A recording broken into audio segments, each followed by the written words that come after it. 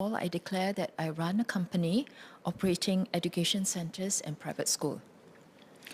Allow me to quote extracts from everychild.sg's white paper developed by Singaporean parents.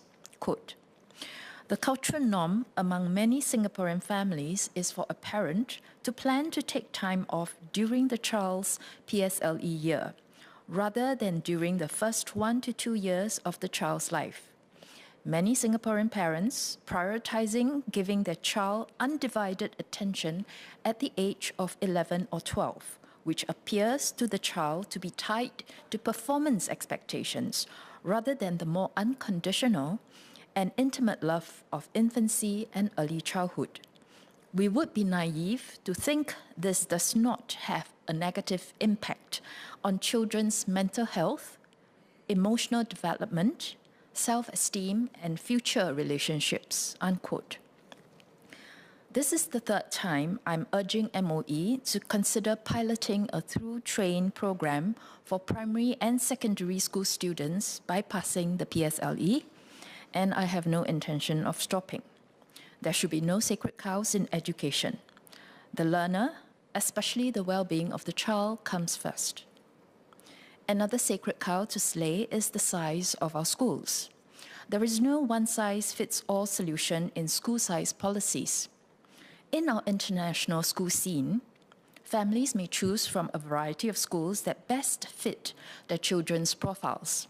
There are primary schools that take in less than 200 students to big schools with a few thousand strong student population. For local students, we only offer big schools. MOE merges schools because of falling birth rates and changing demographics of housing estates. I urge MOE to consider a range of school sizes for the sake of our changing learning demographics too. We want to move towards inclusive learning where neurotypical and neurodivergent children play and study well together. Small schools have the advantage of developing deeper connections between staff and students.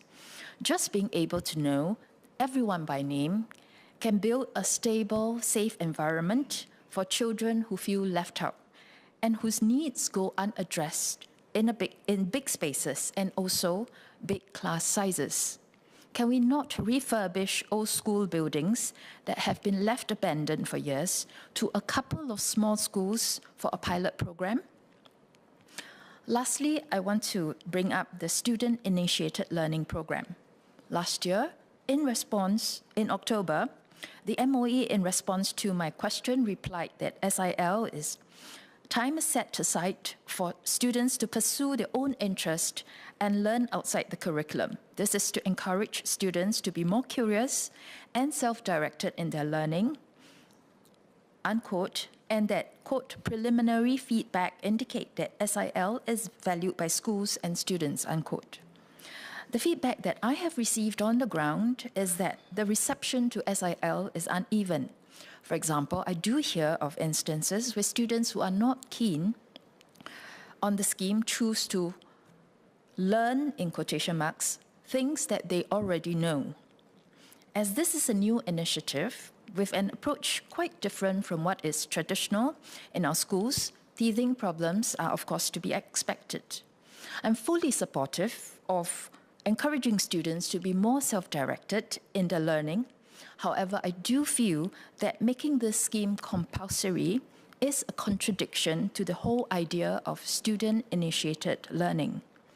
Let students have a chance to opt out of the program if it does not work for them. Don't let them feel this is just another program imposed on them from above.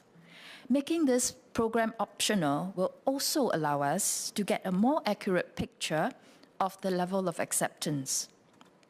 And whilst our teachers and students take time to get used to the idea of student-initiated learning and how it can benefit them, perhaps schools can offer some structured programs that students have voted for as midway measures. Another suggestion is to allow students to use MediSave to learn from classes at SkillsFuture and related online courses. Let's help students build a customized, relevant skills-based portfolio. They can match their learning interest from any class and vendor around the world. Thank you.